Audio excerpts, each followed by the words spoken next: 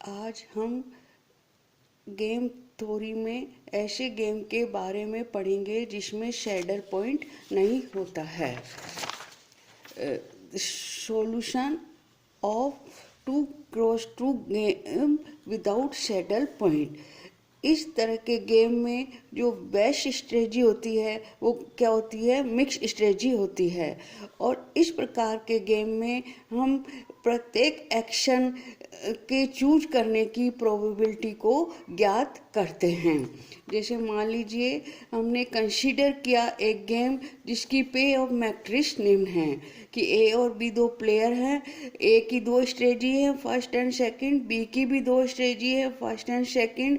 और एक A11, A12, A21, A22। और सपोज ए के ith कोर्स ऑफ एक्शन को चूज करने की प्रोबेबिलिटी xi है एंड बी के jth एक्शन को चूज करने की प्रोबेबिलिटी yj है। अर्थात कैपिटल X बराबर x1 x2 and y1 y2 are the mixed strategy for A and B respectively, where summation of xi बराबर x1 प्लस x2 बराबर 1। क्योंकि ये x1 x2 क्या है, अपने प्रोबेबिलिटी है और हम जानते हैं कि जो सभी प्रोबेबिलिटी का जो सम है वो क्या होता है, 1 के बराबर होता है।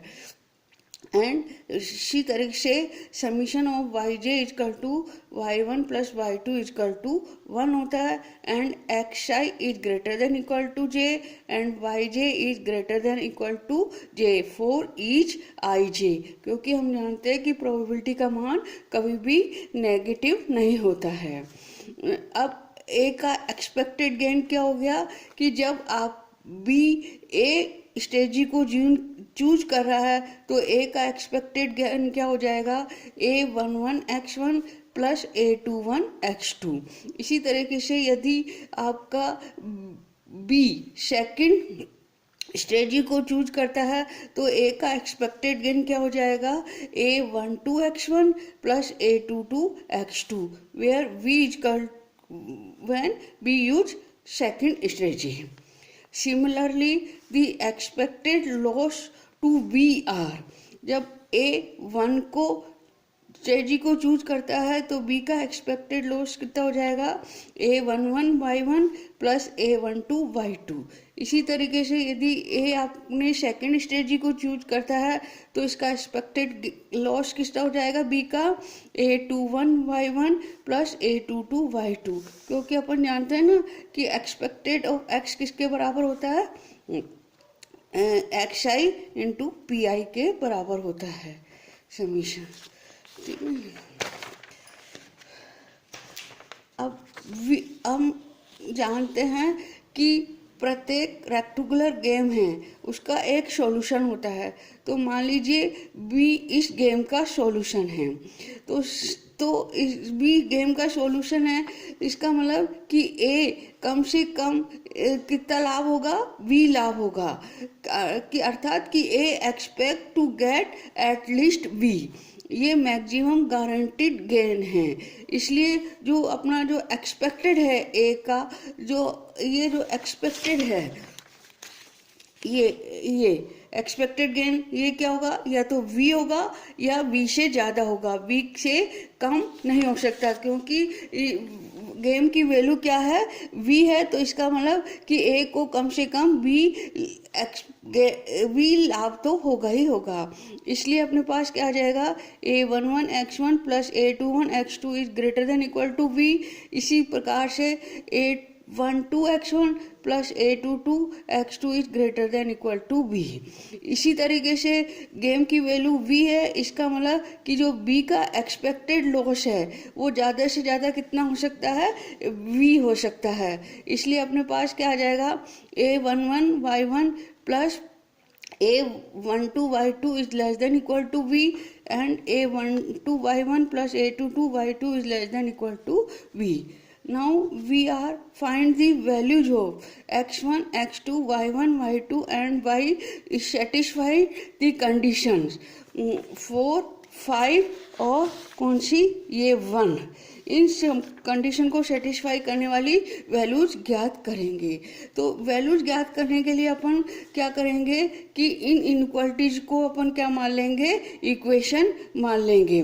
उसके बाद इनको अपन सॉल्व कर लेंगे और फिर वो वैल्यू जो कि इन इनइक्वालिटीज के साथ नॉन नेगेटिव रेस्ट्रिक्शन को भी सेटिस्फाइड करेगी, वो इसका सॉल्यूशन हो जाएगा। ठीक है ना। अब जैसे अपन ने इस सॉल्व करना है तो इसको अपन ने क्या मान लिया, इक्वेशन मान लिया। तो इसको इक्वेशन मानेंगे तो अपने पास क्या आ जाएगा, a11 x1 plus a21 x2 equal to v equal to a12 x1 plus a22 x2। अब इससे अपन ने क्या निकाल लिया, x1 अपॉन x2 निकाल लिया। तो x1 और x2 बराबर क्या हो जाएगा, a22 minus a21 upon a11 a12 हो जाएगा। इसी तरीके से अपन ने फिफ्थ से क्या निकाल लिया, फिफ्थ से अपन ने y1 अपॉन y2 निकाल लिया। तो ये क्या आ जाएगा, a22 माइनस a21 और y2 आ जाएगा a11 माइनस a12 आ जाएगा। अब अपन जानते हैं कि x1 प्लस x2 बराबर क्या होता है, 1 होता है। ठीक है ना।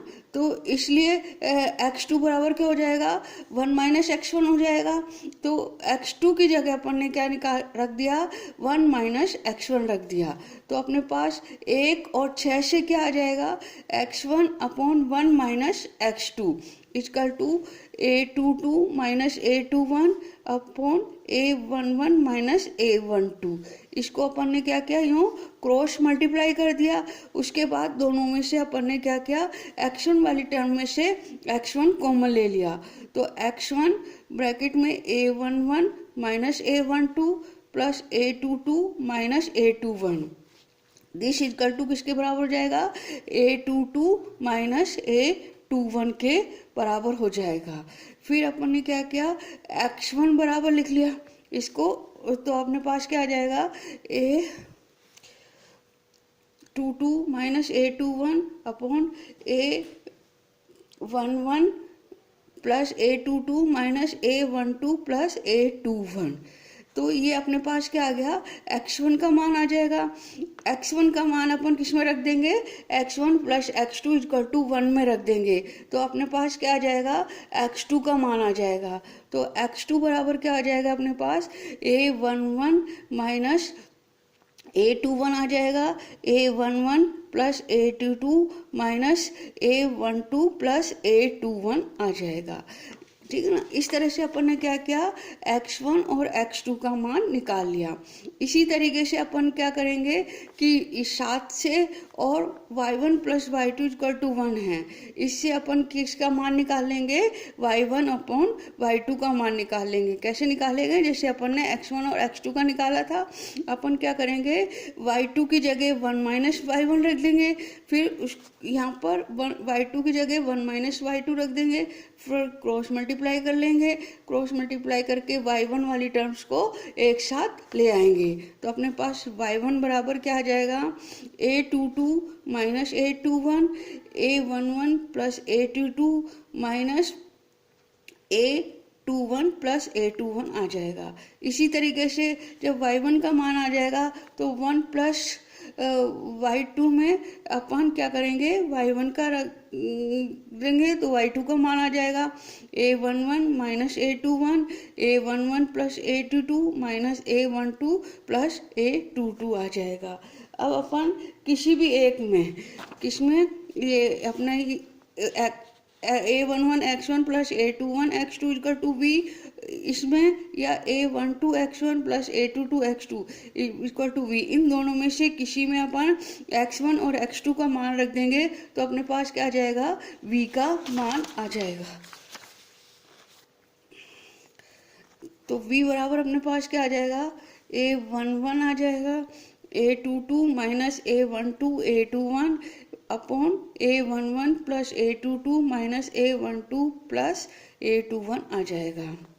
अब जो ये वैल्यू आई है अपने पास x1 x2 y1 y2 and v की, वो क्या करेगा, 4 5 तथा फर्स्ट टू इक्वेशन सेटिस्फाई जो वैल्यू आएगी वो क्या करेगा, ये फर्स्ट इक्वेशन कौन सी है, x1 plus x2 equal to 1, और ये और 4 और 5 इन इक्वेशन को सेटिस्फाई करेगा।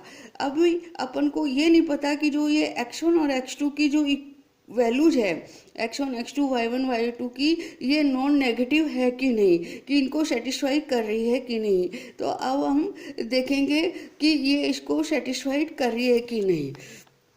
तो उसके लिए अपन जानते हैं कि जो गेम है वो क्या है, नो सैडल पॉइंट रखता है। इसका मतलब कि जो लार्जेस्ट एलिमेंट होगा इसकी पीएम मैट्रिक्स का, वो क्या होगा, डायगोनल के अलोंग्स होगा। तो इसका मतलब कि जो इसके जो एलिमेंट्स हैं मैट्रिक्स, इसके पीएम मैट्रिक्स के, उसका ऑर्डर निम्न में से कोई भी एक हो सकता है। क्या ऑर्डर हो सकता है एलिमेंट्स का, कि एलिमेंट्स का ऑर्डर हो सकता है कि A11 greater than equal to A22 greater than equal to A12 और greater than equal to A21।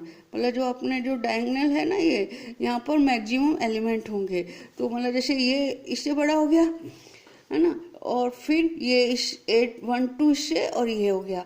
या क्या हो सकता है, A11 greater than equal to A22, A22 greater than equal to इसके बड़ा हो सकता है, A21 greater than equal to A12 हो सकता है।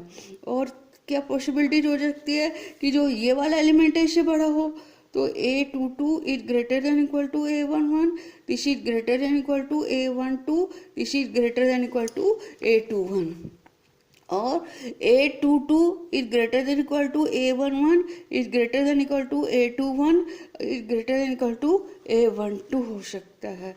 और अब क्या हो सकता है कि इस डायगोनल के एलिमेंट बड़े हो सकते हैं।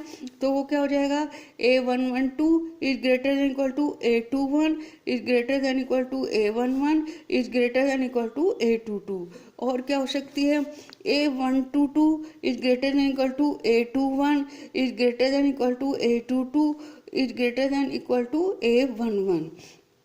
और क्या पॉसिबिलिटीज हो सकती है कि A21 is greater than equal to A12, मतलब ये वाला एलिमेंट इससे बड़ा हो, और greater than equal to A11 is greater than equal to A22, और A21 is greater than equal to A12 is greater than equal to A22 is greater than equal to A11। इस तरह से अपने पास ये 8 संभावनाएं हो सकती है इसके एलिमेंट को अरेंज करने की। कि मतलब पहले क्या कर सकते हैं अपन, पहले अपन ने ये मान लिया कि ये वाला एलिमेंट इससे बड़ा है, तो ये एलिमेंट या तो इससे बड़ा हो जाए, इससे बड़ा हो जाएगा, और ये इससे बड़ा हो जाएगा, या ये एलिमेंट इससे बड़ा है तो ये एलिमेंट इससे बड़ा हो जाएगा या इससे बड़ा हो जाएगा। तो ये 2 पॉसिबिलिटीज आ जाएंगी।